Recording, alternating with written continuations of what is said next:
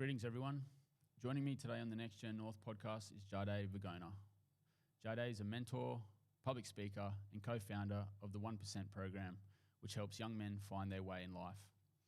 In this episode, Jahdai walks us through what the 1% program is and his own journey through life. We hope you enjoy the episode. Jahdai Vigona, thanks for joining us on the Next Gen North podcast. Thanks for having me, Stuart. So first of all, I'll start by saying the first time I came across you was maybe 5 or 6 months ago at an International Men's Day forum. Right. Yeah. And you were, I think, providing a presentation on the 1% program. Yep. And first of all, I just want to say that the presentation was very good. But what struck me was immediately I thought, this guy's got a career in politics if he wants it. Yeah. How's the public speaking career going? It's good, man. Yeah, it's something that I've sort of just taken on naturally, through opportunities to just speak here and there and there, and I've just gotten better at it over the years. I was just spoken at a rally just the other day for the No More campaign, which is the domestic violence against women. So I had a bit of a bit of a talk down there just to hear from inspiring leaders, and so just wherever it is, whatever the opportunities are, I'm always happy to speak. I could talk all day if you get me on the right stage and the right lights and camera and action. Yeah. So yeah, great. So where else has it taken you? Has it taken you outside of Darwin, outside of the territory? What opportunities has that sort of opened up for you? Yeah, it actually has really. It's taken me down in Melbourne. I've been asked to sit on panels here and there. Deliver keynote presentations all around the NT, such as Alice Springs. It's actually, the skills of being a good communicator can actually get you to places that you never thought it would, So, yeah, for sure. So you're the co-founder of the 1% program with Dante Rodriguez. Yeah.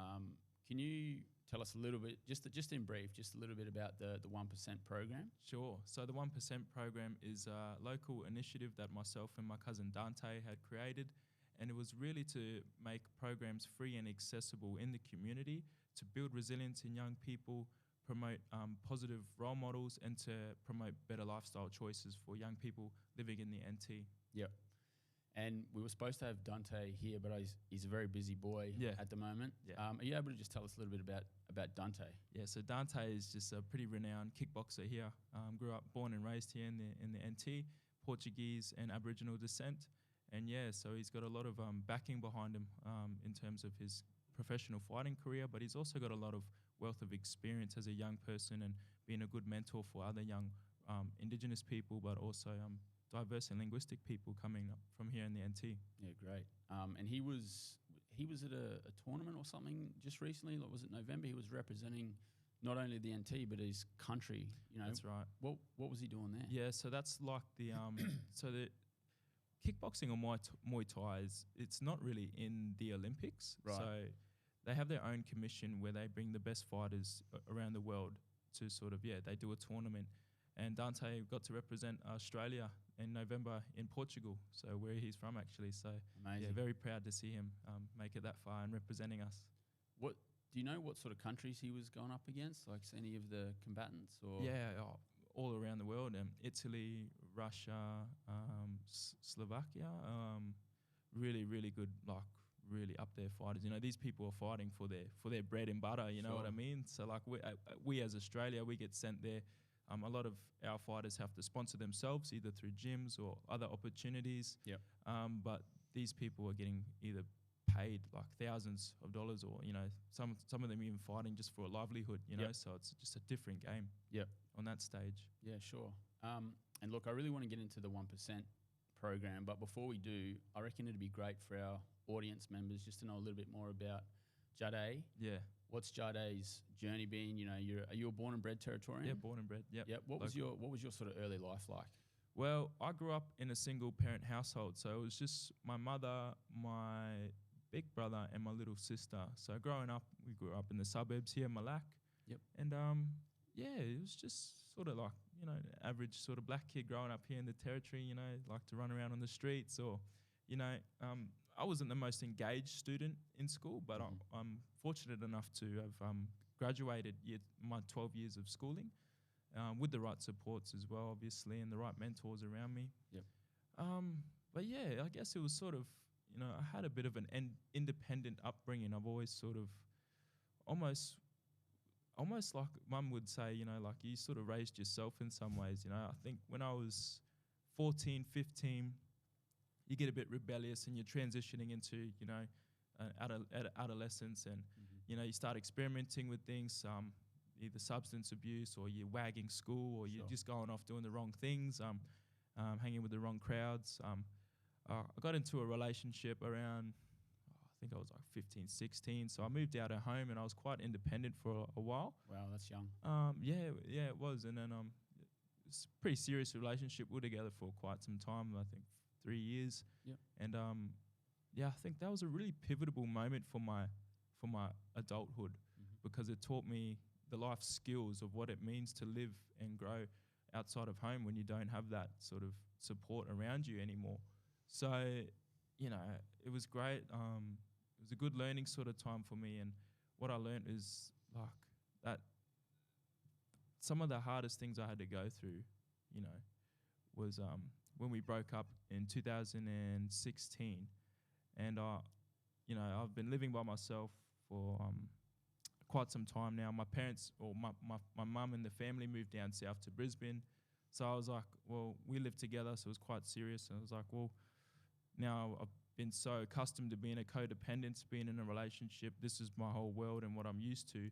Now I have to go out on my own now and really figure out how to start really looking after myself properly and almost self-parenting myself. So it was really just about thinking, who do I want to become? I had an option. It's pretty common from what I've seen amongst my peers, whereas when someone has a relationship breakup, you can go one or two ways. Like you could either, you see one of your partners might be choosing to do this and go down the wrong path, whether it's drugs and alcohol or just self-sabotaging and not looking after yourself properly. Yep. Or you see some of them are like, it's taught them a lot about themselves, more independency, giving back to themselves, self-love. Who's the person you want to be? And that's what I had to ask myself, is like, when I was in a really dark place and feeling a bit lonely and isolated from everything, which was great. It was great for me to have that space to reflect on who do I want to become. And that's where I really saw myself as like, all right, I need something else that's going to help me be more disciplined and something else to commit to. So I did a bit of a detox of everything, because I was addicted to substances abuse, like just stuff like, drugs and alcohol, whatever it is, smoking weed, all this sort of things, pretty normal here in the territory for our young people. Yep. But I just had to think, man, well, what do I want to do with myself? What is actually going to help me become the best version of myself? And what that was for me was actually doing Muay Thai.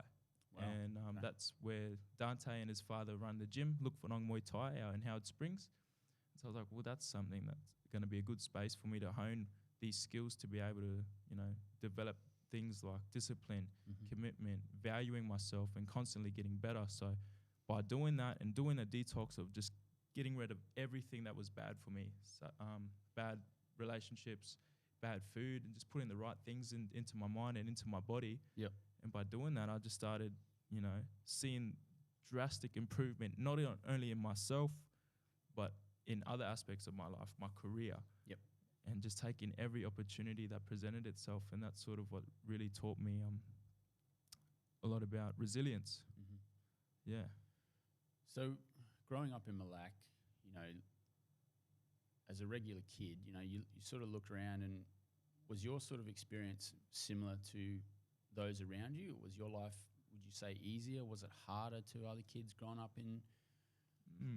I wouldn't say it was easier or harder, really. I was pretty privileged. I recognise my privilege was I had a nurturing environment, although it was quite unstable. Like, mum's always struggling to keep the bills, staying on top of bills. Sure. The house we lived in, I'd say just wouldn't be middle class, but probably in like almost poverty. Yeah. So, those conditions those circumstances really condition you to be a bit more resilient and to be a bit more independent and use more of who you are. Yep. And by seeing my mother, who was a single parent, like it sort of taught me to take on a lot of those independence skills for myself, you know. Yep. So I'm fortunate enough that I got to have that nurturing, stable environment and that love. But you know, I recognize for other young people, they don't have those opportunities from, you know, those walks of life. It's not as always stable. It's Yep. you don't even have the same parent sometimes, you know, in and out of home. But yeah, I think that was one thing that I really recognized, was that I'm glad that I had that upbringing. We also were a pretty spiritual household. Okay. Mum raised us as Jehovah's Witnesses, so I grew up not celebrating my own birthday or Christmas and worshipping things like this. So Wow. it's yeah, it's very humbling. It made me a very modest person. Yeah, very modest upbringing. Yeah, Yeah. because it must have been interesting. Well, you know, seeing other people celebrating their birthdays and that sort of thing. Like, how was that to you? You know, Yeah, it was weird, you know, like you always felt like as a kid you're missing out on something, Right. you know, like whether it was in the school classroom and, you know, it'd be someone's birthday, so they'd bring the cake out and, you know, everyone has to sing it. And my teacher, knowing that I was Jehovah's Witness, you know, they'd sort of have to isolate you. They don't know how to like, fair enough, like they don't know how to manage that. Yeah, right. Like, so what I had to do was just leave the classroom and I'd just sit outside sometimes and just watch all these kids, you know, blowing out candles or yada yada. And so I was like, it did, or like, you know, Christmas, like we didn't celebrate traditional Christmases and stuff like that, you know. So we'd get like gifts and stuff, you know, from my father's side of the family, a Catholic. So we always were a part of those sort of customs and traditions when it comes to celebrating those things. But yeah, it wasn't a traditional sort of upbringing for myself.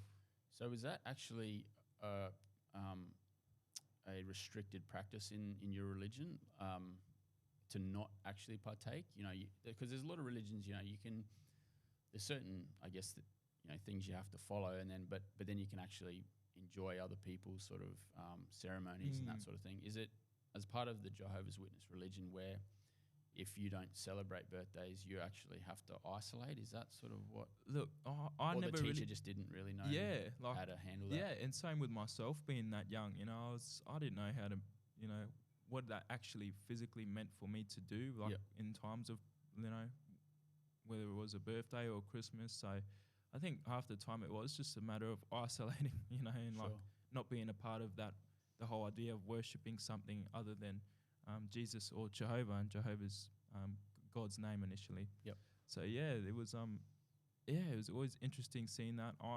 It taught me to just be like nothing is. I guess that's why I'm so modest or giving and caring, because it was always sort of part of me, you know. Yep. So you mentioned your father. Is he the Vigona? Yeah.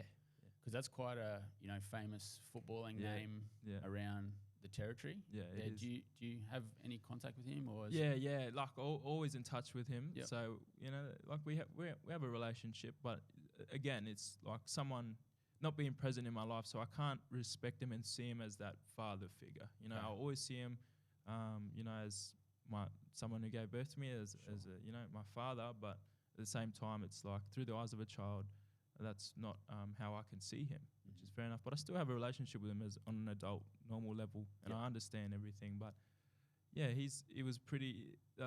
My uncles are the big stars when it comes to Benny Vigona. His name is. I've heard of Benny. Yeah, you've heard of Benny. Yeah. Everyone's heard of Benny, right? Like Yeah. he's just a legend, and when it comes to the game, and some people I meet say that he was one of the best to ever play that sport, you know. So I'm like, wow, I go over to Western Australia and say my last name, that Benny Vigona. Like, yeah, that's my uncle, you know. So no, it's humbling to know, you know. So you mentioned your uncles. So I was going to ask, you know, if your father maybe wasn't the best role model in your eyes, you know, you had strong role models in your uncles. Yeah. Can you tell us a bit about them as well? Yeah, well, just champions, you know, like whether it was they were coaches, footy coaches, or responded well by the community, or just the stuff that they did with their lives and the way that they carried themselves. So I always had good father figures, you know, around me, and good role models to look to. Yep. But a big one, I guess, is actually Astro. So he was a very stoic, Astro Rodriguez, which is Dante's dad. Okay. And so like we grew up together, me and Dante. So like he comes from a very militant, stoic sort of background. You know, he's been through some stuff himself. Sure. And I don't know, it just gave me a good example of the discipline. And, sleepovers would consist of waking up and getting the chicken eggs out the coop and cleaning and doing this and stuff. So that was good for me to see as a young person that this is how a man actually is to behave and to role model, and these are the values that I should be instilling inside of myself as well. Yeah. Well, I think that's a good segue. So Dante's father. So, how did do you know how he got into the kickboxing thing? He's always, I think Dante himself. Or because you say his father is the one that runs the gym, is that correct? Yeah. So look for Nong Muay Thai. Yep. Yeah, he from what I've heard, you might have to ask Dante himself, but he's always been a bit of a fighter, and he was he trained under, I think, a monk or something in Thai, like a Thai from Thai or something like that. Anyway, but sort of introduced him to Muay Thai, and he's been doing it his whole life. So, but that sort of translated onto Dante, and Dante's been doing it his whole life too. Sort of born into it. So but very fighting sort of spirit background. Yeah. And so, how did what set of circumstances, I guess, let you find kickboxing? What sort of caused it? Was it Dante reaching out to you? Was it just knowing that was there? Yeah, you know what I mean. Yeah, that was it. It was knowing that it was there. It's a family gym, so I knew that was always available to me if I wanted to. But I had to really ask myself, what did I want to do? I've done football, I've done rugby, and I wanted to work something individually, to sort of work on myself. And I think during that time where I had that breakup, it was like, this is going to give me something, a discipline to not only improve myself physically, but mentally, and something else to commit to. So I always thought, you know what, I can actually see myself doing that. And you know what, it's a good, emotional outlet, or, like if you have things pent up, you store this energy inside you, but you might have problems going on at home or in your life, but the moment you walk to the gym, it's like all of that just sort of shuts out. And the only thing you can focus on is that thing in front of you, whether it's the bag or someone trying to hit you, or and that's the only thing you're focused on.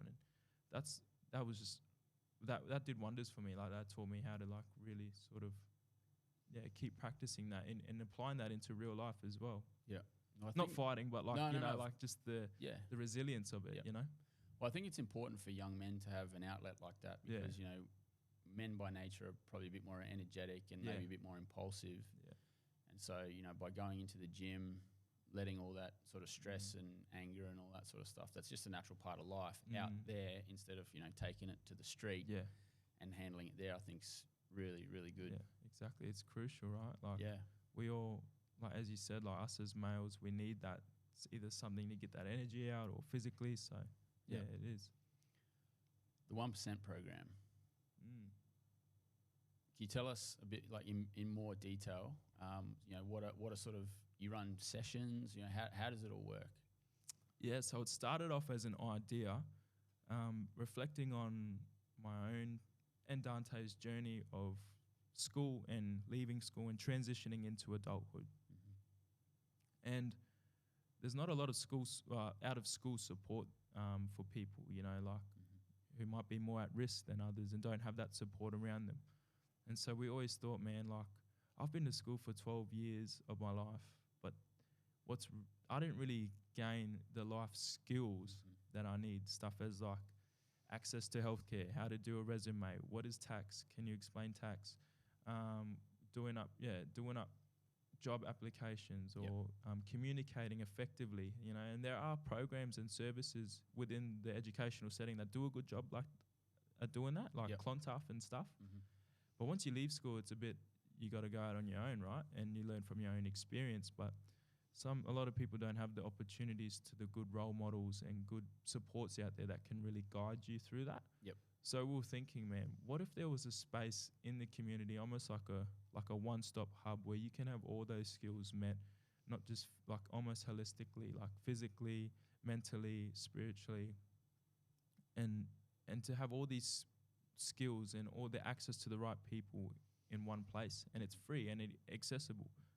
And so that was the idea of how the program, what it could be. Yep. And then we were approached by a friend, actually, who runs her own sort of social enterprise here in the community, and they were wanting to develop a men's program, fathers and men's program for the Malak suburb.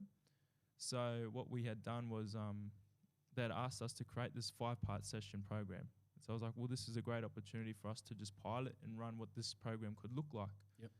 And what were the things that helped us get through those hard times? Things like looking after our physical health, which was through kickboxing or boxing. Looking after our mental health, you know, doing the right things, making sure that we're looking after ourselves, talking to people, and then having the right access to mentors and positive role models. And these were the things that sort of helped us get through those hard times and help our development as young people. Mm-hmm. And so by having that, I was like, well, maybe we can turn this into a whole program. And if it benefited me as a young male going through a really dark time, imagine what it can do for others. And imagine if we had it free and accessible in the community. And so we ran that pilot, the 5-part program in Malak. And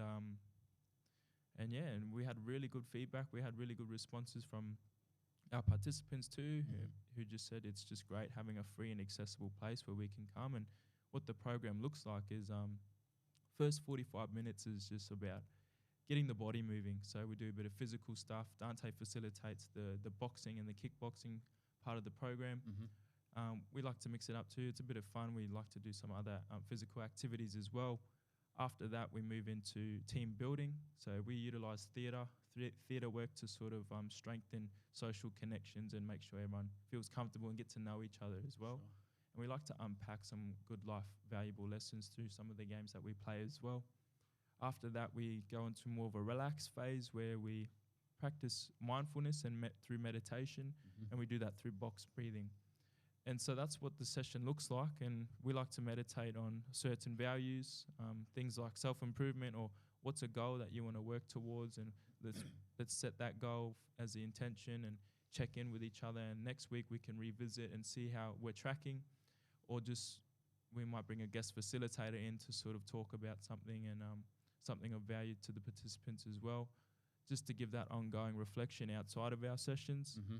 And then we put on a free feed, it's a barbecue for all of our participants who join, and that usually starts on Saturday morning from 10 a.m. to 12. So that's what the whole sessions look like. So Dante's obviously the kickboxing expert, so he handles that side of it. And you do the theatre and the meditative side, is that right? Yeah, well... So is that sort of more your spiritual, raising that you were talking about before?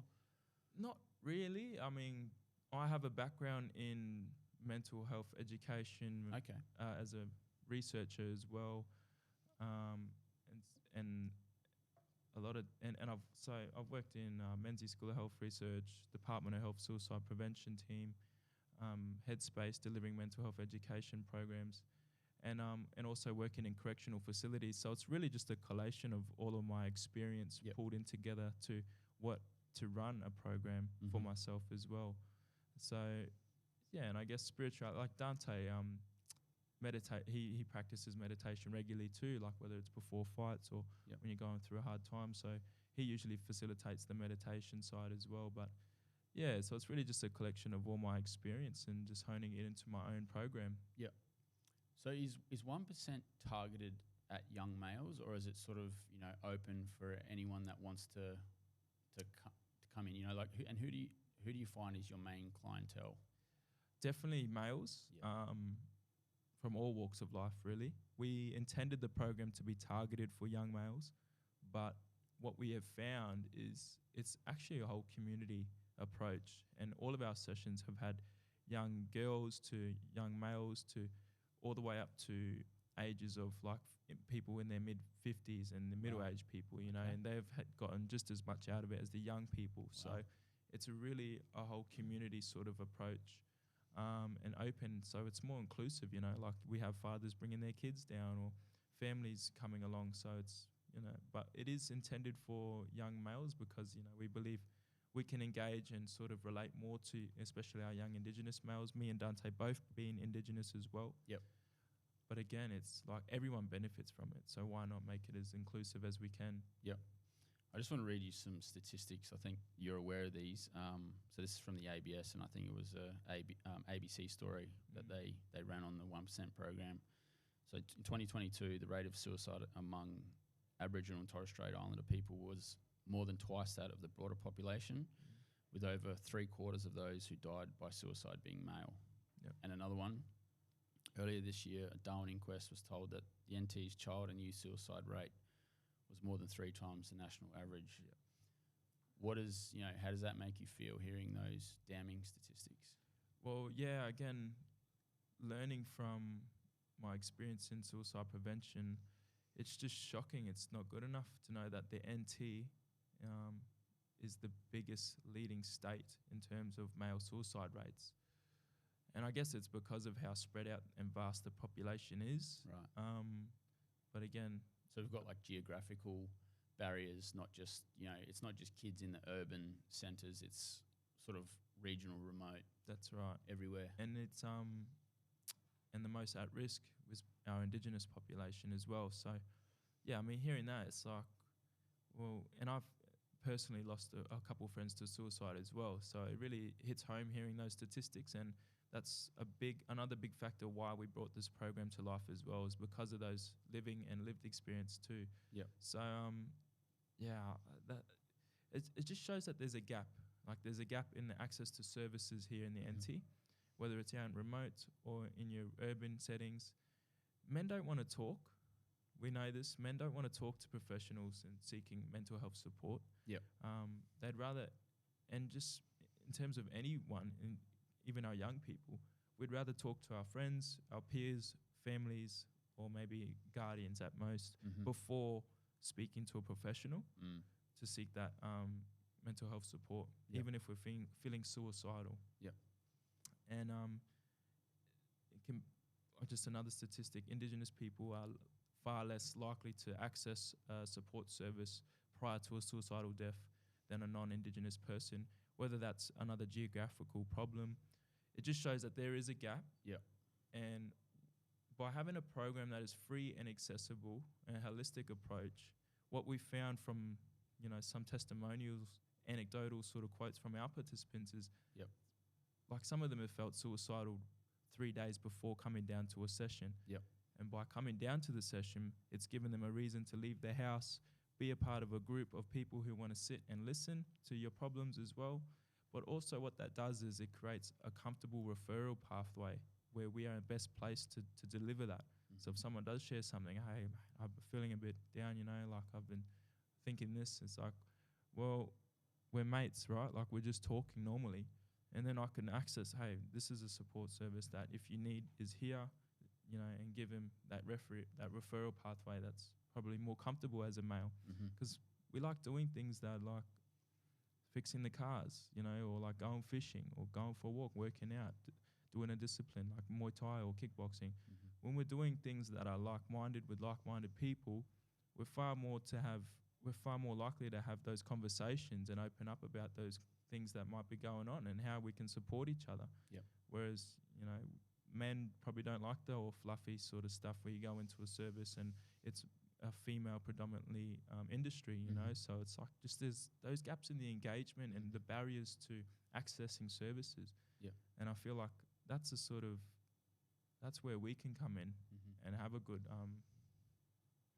impact to create those sort of outcomes.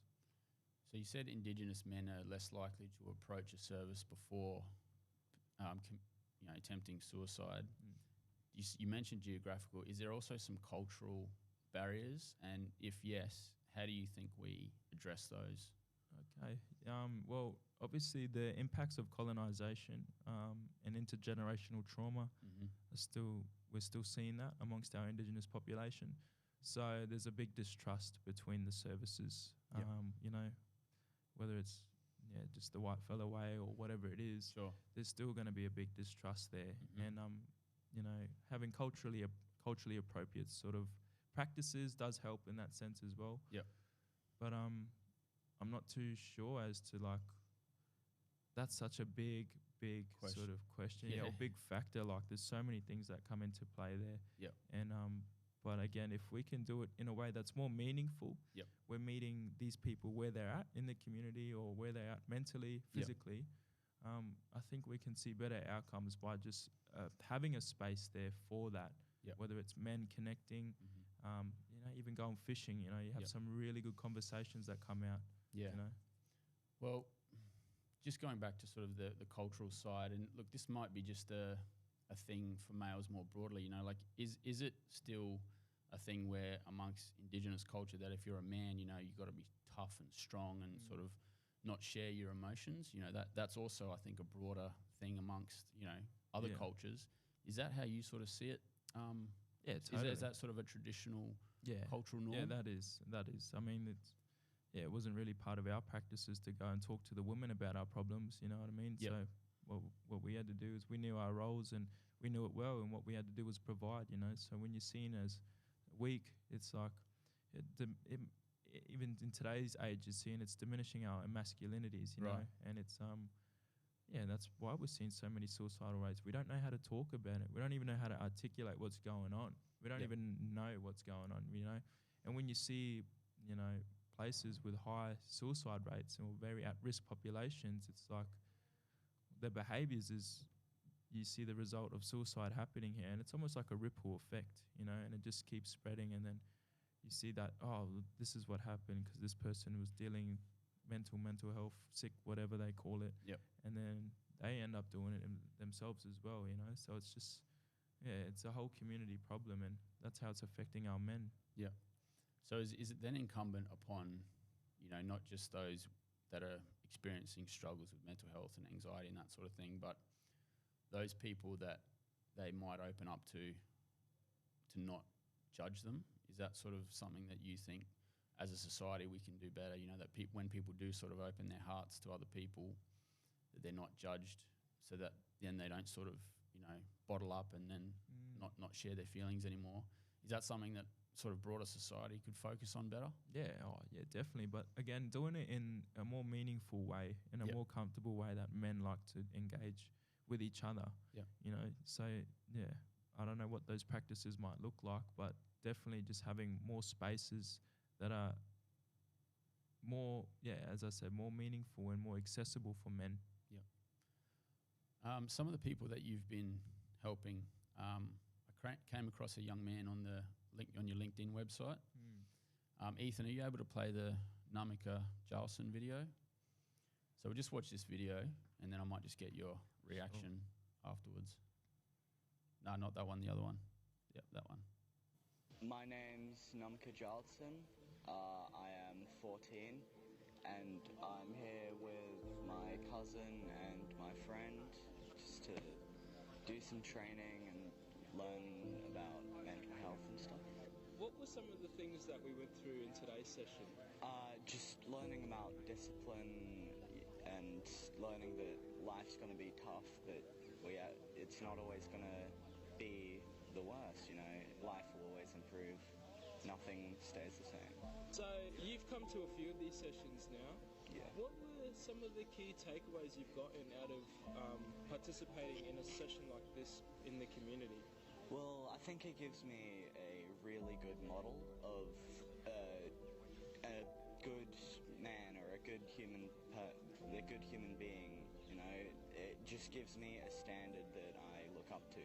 What is the most thing you've enjoyed about participating in these sessions? I really enjoy just, you know, settling down and just talking about feelings and life, because I think it's really meaningful and it's really important. Do you think we need more of these sort of programs in the community, or more of these spaces for males to come? Oh, of course, definitely, you know, because we look you know, society now where everyone's too busy to do everything, and you know, no one's really looking at community ties. Everyone's just looking at how much money they've got in the wallet. How do you think programs like this benefit young males? Well, I think, you know, life is especially hard when you're developing, you know, when you're going through puberty, you're going through all that change. And so it's important to know that not everything will be bad, that things will always look up as long as you hold on to hope. How did you hear about the program? My mum signed me up for it because she thought it would really help, and, you know, after coming to it, I fully agree, it has really helped. Well, before coming, I always feel tired. I like to sleep in lots, but, it's been good. It's been something that's getting me out of bed in the weekends instead of just, sitting on my phone all day. So I think it's really good, yeah. And it's keeping active as well, doing all the exercise. Yeah. Would you usually do something like this on a Saturday if it went for this program? No, definitely not. I'd probably just be at home playing games or sleeping or eating. Yeah. So, I think it's really helpful. So I think that this is very good for building community, for building connections, because, men have committed the most suicides if you look at the statistics. And I think it's really important to get a community of, men together who will always support each other, who are strong together, and who will always encourage each other. Yeah. He's Wow. 14 years old. It seems like he's got the weight of the world on his shoulders, Hey. But I think it just reinforces exactly what you were talking about before about, positive role models and that sort of thing. What can you tell us about Namaka? Well, Namaka is, I just love hearing him speak. Like, as he said, he's so smart and articulate, and it almost freaks you out when you're like, are you 14, really? Like, where'd you get this from? But yeah, seeing him when he first rocked up to our first session there, his mum brought him and his cousin along, and just seeing the program was, just a flyer at the Malak shops, and just thought it was good to bring him down. And as you can see, it's like, he's not probably your like those males who are probably going out and, doing, as he said, he'd probably be at home playing games or, and sleeping in, So it was to see that impact that it had on him, because it was in his local suburb. He can go there, be a part of a group who want to work together and listen to each other, but also do the physical side of things as well. Like, it showed that it had a really good good impact on his growth as well. And by seeing him from the first session to the last session, and then hearing that, it was just liquid gold. I was like, when we were recording it, I was like, you got that right, like, definitely. It was good. But yeah, Namka is one of our favorite participants. Just to see that is like, wow, that's what the program sort of tries to model. Yeah. Well, it's good that, it's not just kids that are maybe causing havoc on the streets. It's, it's other kids that are maybe just lacking a little bit of direction, maybe a little bit lost, and it's good that, your program can offer that to such a sort of wide variety of people, maybe, experiencing, different sort of mental stress in different ways. So yeah, no, it's really, really positive.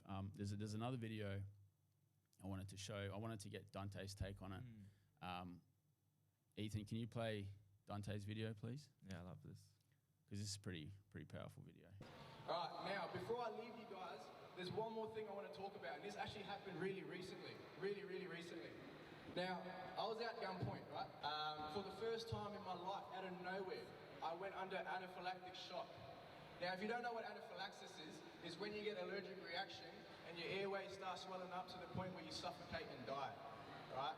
And anaphylaxis takes 15 minutes to kill you, or sometimes even quicker. Sometimes it's instant. I was 45 minutes out of Darwin with no phone reception by myself. So, and I knew what was happening to me. I understood all the symptoms that was going on because of my medical training. So I had two options. I could just sit there and just give up, or I could get in the car and just try and make it to the hospital. When I was driving the car, it was getting harder and harder to breathe, I was gasping for air, I was like, doing those ones, and I started getting dizzy. I was losing consciousness, and I was swerving off the road, and I still had no phone reception. And at this point, guys, I actually believed with all my heart that I was going to die.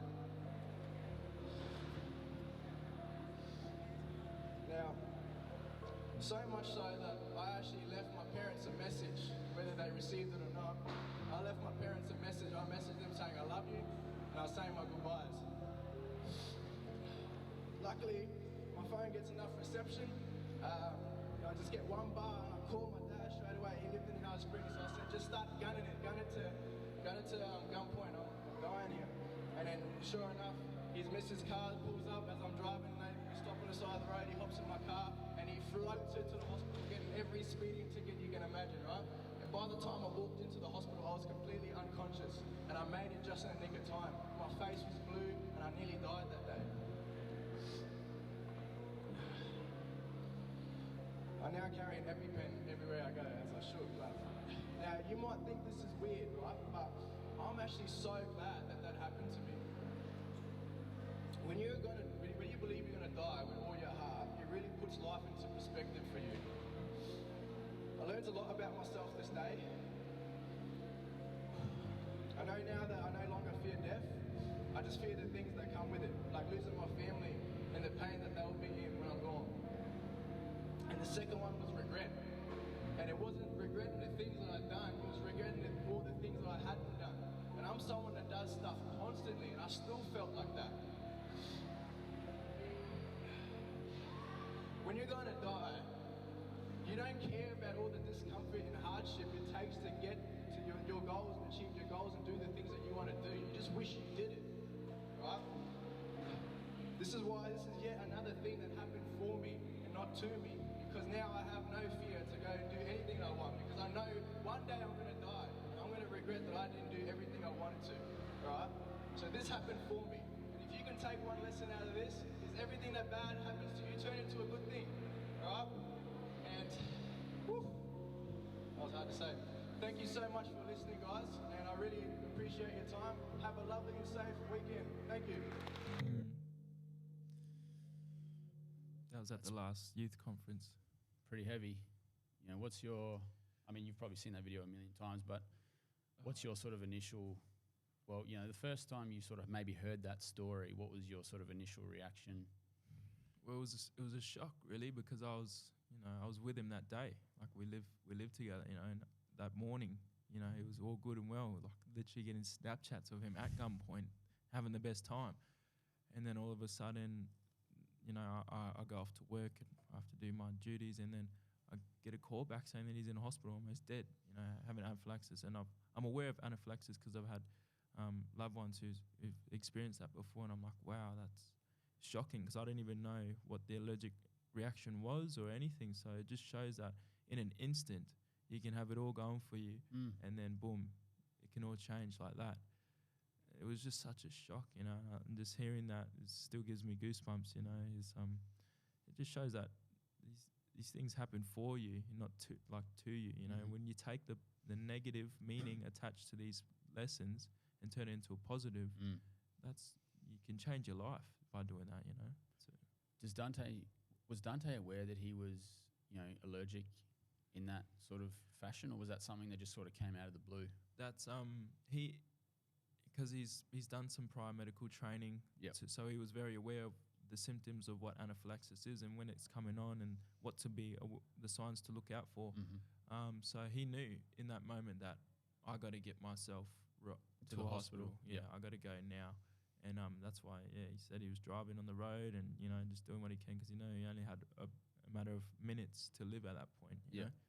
And so what was he doing at the time? Like, it was just was he fishing? Like, was it just something innocuous? He was out there with the work crew. So I can't remember exactly what their role was on gunpoint for the day, but they were out there.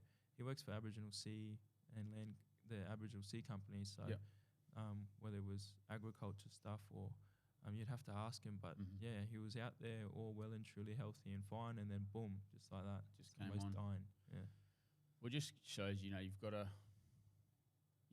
be thankful for every day you've got, and I guess the lesson for people that frequent your sort of clinics is to try and keep things into perspective, because you just never know when life could be snatched away from you, and importantly, the people that you leave behind, your mum, your dad, your sisters, brothers, friends, whoever. That's it.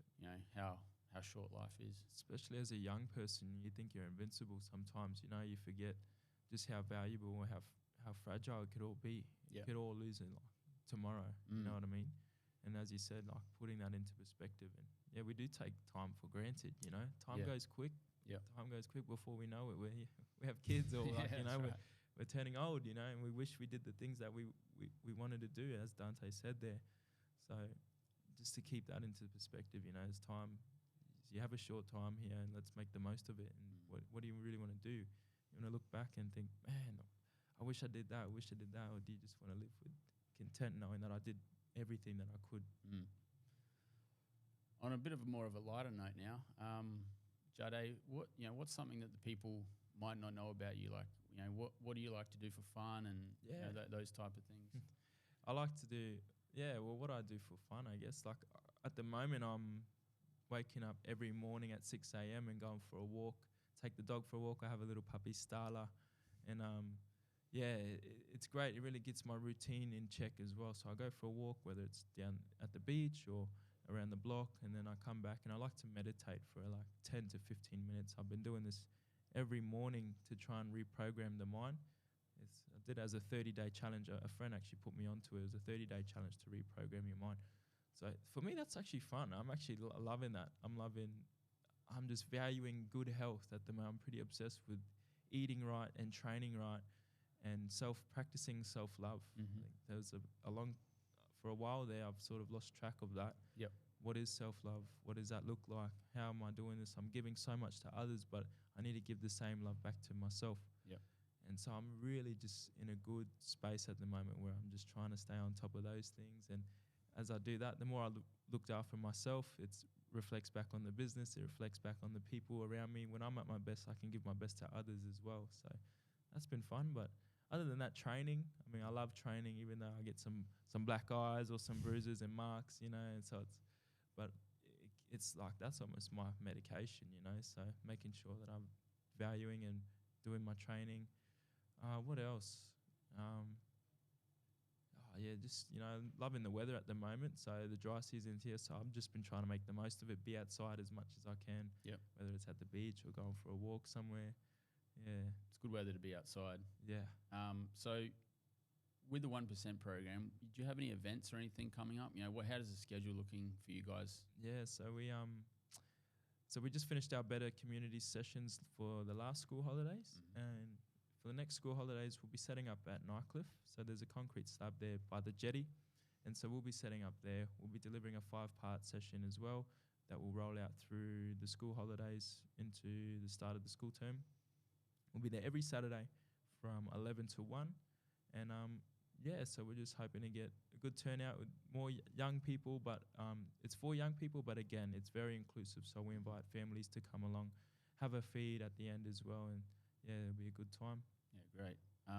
So usually at the end of the podcast, we like to give you guys an opportunity just to promote whatever you've got going on. So if you've got something that you just want to spruik, now's the time.